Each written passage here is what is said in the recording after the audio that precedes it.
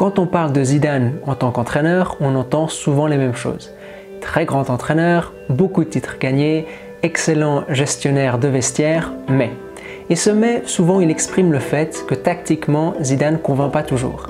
Alors est-ce que la tactique, c'est le point faible de Zidane? Est-ce qu'il est mauvais tactiquement?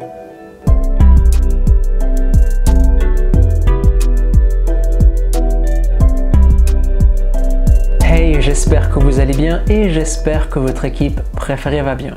Ce sujet de Zidane le tacticien, j'y suis confronté vraiment souvent à chaque fois que le Real Madrid joue.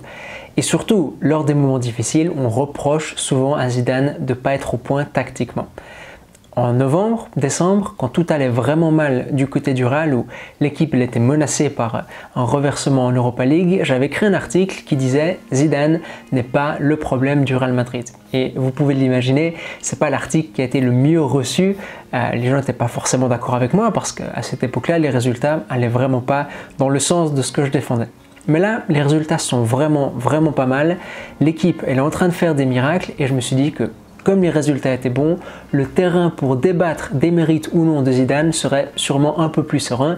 C'était peut-être le bon moment pour avoir ce débat. Et pour justement répondre à la question de si Zidane est mauvais tactiquement ou non, il faut un peu se pencher sur quel type d'entraîneur est Zinedine Zidane. Quand on parle d'un entraîneur aujourd'hui, quand on cherche à le qualifier, il y a deux choses qui arrivent rapidement dans la discussion. La première, la trajectoire de l'entraîneur et dans le meilleur des cas, son palmarès. Et la seconde, sa philosophie de jeu, ses idées, son modèle de jeu, ses principes. A priori, j'utilise plein de synonymes, stratégie on peut aussi l'utiliser, mais j'aime pas trop ce terme parce qu'il y a un peu de confusion quant à la définition de différentes stratégies tactiques. Dans toutes les langues, ça veut pas dire la même chose. Du coup, j'utilise l'idée modèle de jeu. Ces idées très générales qui vont définir comment un entraîneur fait jouer ses équipes. Mourinho, par exemple, c'est un entraîneur qui est décrit comme un entraîneur qui s'adapte passablement à ses adversaires. N'empêche qu'il a des principes de jeu qui sont invariables. Des principes de jeu, a priori, qui ne changent pas d'une équipe à l'autre. Mourinho, il le dit, il y a des principes chez moi qui sont non négociables. Un entraîneur comme Tuchel, comme Klopp, comme Guardiola, ce sont des entraîneurs, on connaît quelles sont leurs philosophies de jeu, leurs idées de jeu, leurs principes de jeu, leurs modèles de jeu. Un entraîneur comme Zidane, c'est vraiment plus compliqué. Zidane, il a une idée générale qu'il a défendue lors de sa première apparition publique en tant qu'entraîneur du Real. À cette époque-là, personne ne savait vraiment ce que ça allait donner. On ne savait même pas quel type de football Zidane aimait faire jouer à ses équipes. Et il avait dit avoir le ballon, être offensif. Mais vous en conviendrez, c'est vraiment une idée très sommaire. C'est comme les entraîneurs qui disent « j'aime le pressing ». Aujourd'hui, qui n'aime pas faire du pressing? Si un entraîneur, aujourd'hui on lui pose la question « comment tu vas faire jouer tes joueurs ?» et que la première chose qu'il dit c'est « ça dépend des joueurs que j'ai sous la main », c'est pas très bien vu, c'est pas la réponse la plus acceptée parce qu'on aime bien quand un entraîneur dit « je vais les faire jouer comme ça, et puis ensuite en fonction des profils que j'ai, je vais un peu adapter ». Par exemple, si demain Guardiola est nommé à la tête de la Juventus, on saura comment va jouer sa Juventus dans les grandes lignes et puis on pourrait imaginer ce qu'il va faire avec un ailier comme Chiesa, comment il va intégrer Morata, je sais pas moi, Danilo, etc. Zidane, si demain il est nommé à la tête de la Juventus, personne ne sait vraiment comment il va faire jouer cette équipe. Ce sera difficile de faire des projections, mis à part le fait qu'il ne va pas faire que son équipe soit recroquevillée dans ses 16 mètres tout au long de la partie. Et pourquoi est-ce que Zidane est comme ça? Pourquoi est-ce qu'il n'a pas une philosophie de jeu très développée? Une première hypothèse, c'est de dire que le Zidane entraîneur ressemble beaucoup au Zidane joueur. Un joueur assez libre, qui voguait au gré de ses inventions, c'était difficile de le mettre dans une case et les inspirations de Zidane, c'est sûrement ce qui définit sa carrière, c'était difficile de savoir ce qu'il allait faire à l'avance. Deuxième hypothèse, il a été influencé par les entraîneurs qu'il a eu. On parle beaucoup de Lippi, mais je pense qu'il faut peut-être parler davantage d'Ancelotti. Ancelotti, évidemment qu'il a des idées de jeu, comme tout le monde, tous les entraîneurs ont des idées de jeu, mais il n'a pas non plus une philosophie très pénétrante, ultra définie. Il s'adapte et, je vous le disais dans une vidéo consacrée à sa personne, c'est sa grande force. Et ben Zidane, il ressemble un peu à Ancelotti et il ressemble en tant qu'entraîneur, je pense, au joueur qu'il était. C'est peut-être aussi plus un entraîneur des années 2000, des années 90 que des années 2010 avec ses philosophies très poussées. Zidane, c'est un amoureux du talent et ça se voit vraiment dans toutes ses équipes. Lors de ses premières semaines en tant qu'entraîneur du Real, il y avait une phrase qui avait vraiment marqué beaucoup de monde, c'est quand il avait dit les joueurs que j'ai sous mes ordres, ils font partie des meilleurs joueurs du monde. Et il sous-entendait qu'il n'avait pas grand-chose à leur apprendre et du coup qu'il n'avait pas besoin de mettre en place quelque chose de très spécifique pour que ces joueurs-là brillent. Qu'est-ce que tu vas apprendre à Toni Kroos et Luka Modric? Pas grand-chose. Toi, tu dois te charger de créer un cadre dans lequel ils vont pouvoir s'exprimer. Et à cette époque-là, c'était suffisant et Zidane le faisait assez bien. Ce cadre très général, c'est ce que certains avaient appelé à l'époque le système Marcelo. Ramos, côté gauche, était souvent très haut avec ballon parce qu'il montait avec le ballon sur les phases de relance, super joueur balle au pied. Ça faisait que Toni Kroos montait d'un cran et se collait à la ligne de touche gauche. Le Toni Kroos de la première étape de Zidane, il passe beaucoup de temps dans cette zone-là, très proche de la ligne de touche.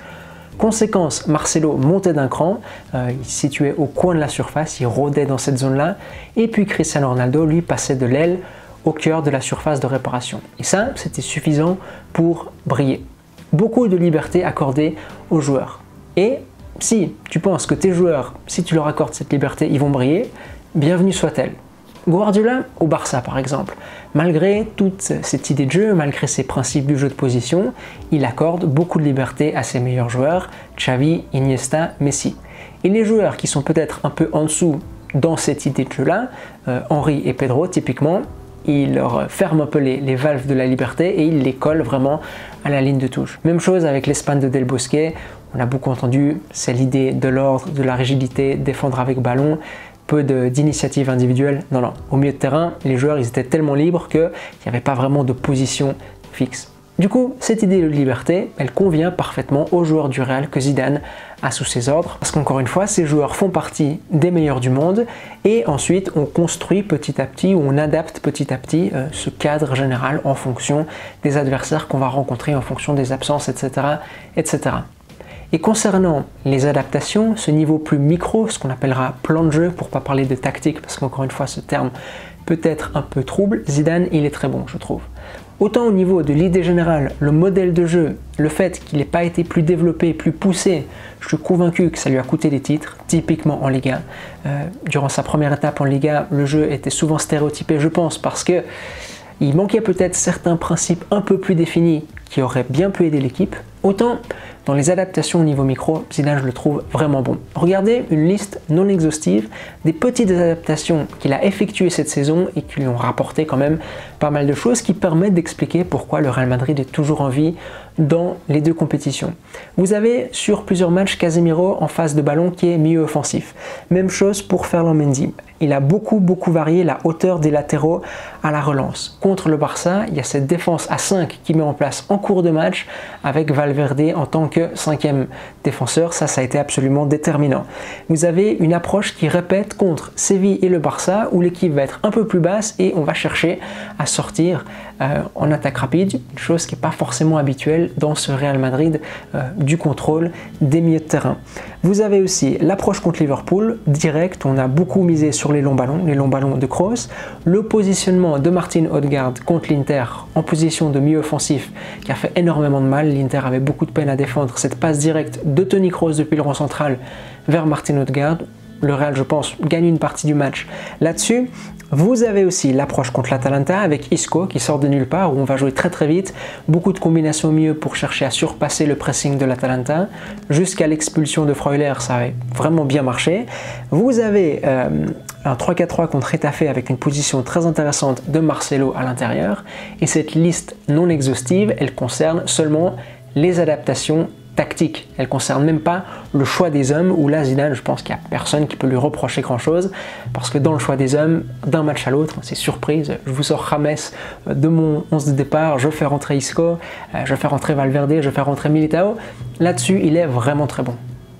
Ce Zidane beaucoup plus interventionniste qui change beaucoup de choses d'un match à l'autre, je pense que ça caractérise bien sa seconde étape à la tête du Real. De mon côté, j'avais été beaucoup plus critique lors de sa première étape que lors de sa seconde. Je trouvais que durant son premier mandat, il avait de tellement bons joueurs que parfois c'était frustrant de voir comment il n'allait pas plus loin dans ses idées, comment il ne développait pas plus ses idées et comment le Real perdait des titres à cause de ça.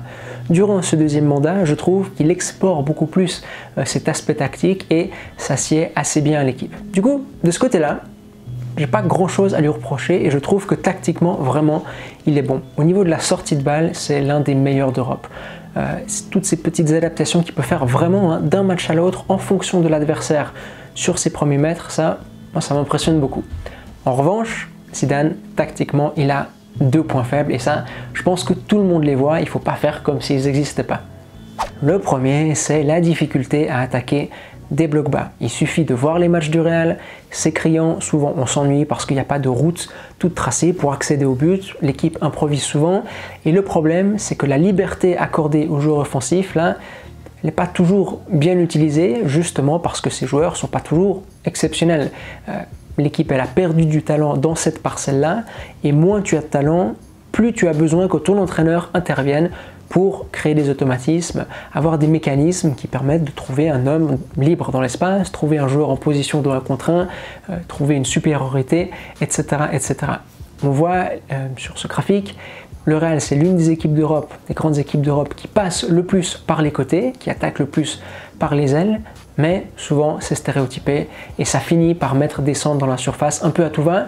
Quand l'équipe elle est menée, c'est criant.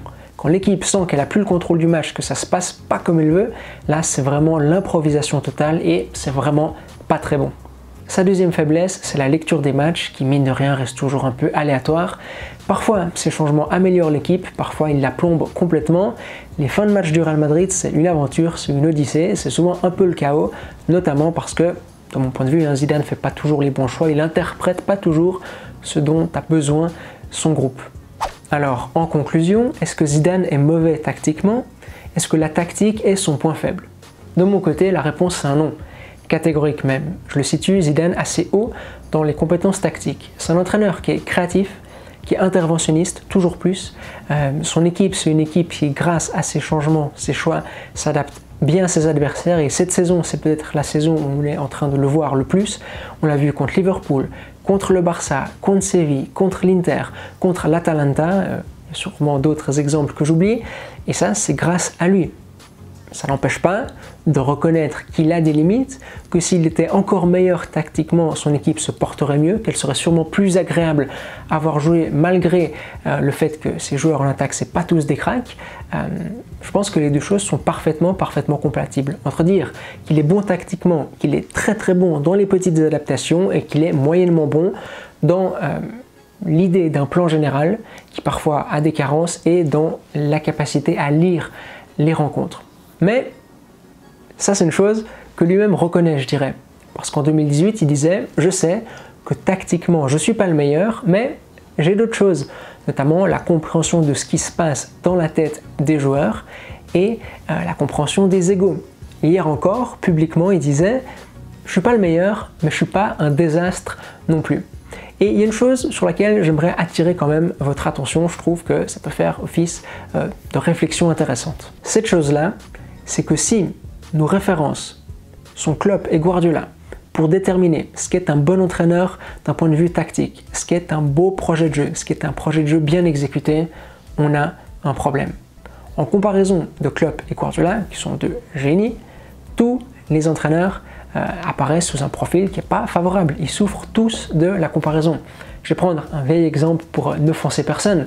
C'est comme si on se met à comparer tous les écrivains français à Zola et Victor Hugo. On aura l'impression que tous les écrivains français écrivent mal, parce qu'il n'y a personne qui s'approche de l'excellence de ces deux-là.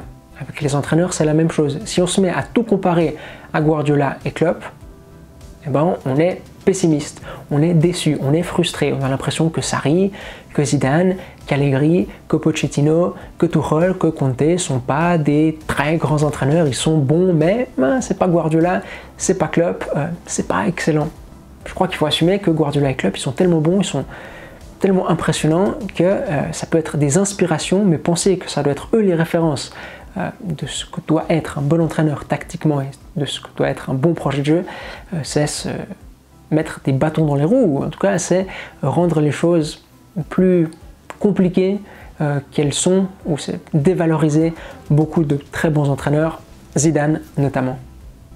Voilà, c'est la fin de cette vidéo. J'espère qu'elle vous aura plu. J'espère que je vous aurai convaincu. Je débat avec beaucoup de plaisir avec vous dans les commentaires. Et je dois vous avouer une chose, j'espère que je vous ai convaincu parce que je souffre toujours un peu, je suis toujours un peu peiné quand on critique comme ça violemment les entraîneurs, surtout les entraîneurs des grands clubs, parce que c'est jamais assez bien, parce qu'on n'est jamais satisfait, parce qu'il y a toujours un oui mais, parce qu'on croit au fond de nous qu'on peut atteindre la perfection alors que c'est pas possible. Et on oublie que les entraîneurs, ils sont compétents, qu'ils font partie des tout meilleurs dans leur métier, que c'est un métier extrêmement difficile et qu'il y a beaucoup de paramètres qui rentrent en ligne de compte. Du coup voilà, j'espère que je vous aurai convaincu avec mon petit argumentaire du jour. Nous on se retrouve comme d'habitude dans une semaine, dimanche 10h. D'ici là, portez-vous bien. Allez, à toutes.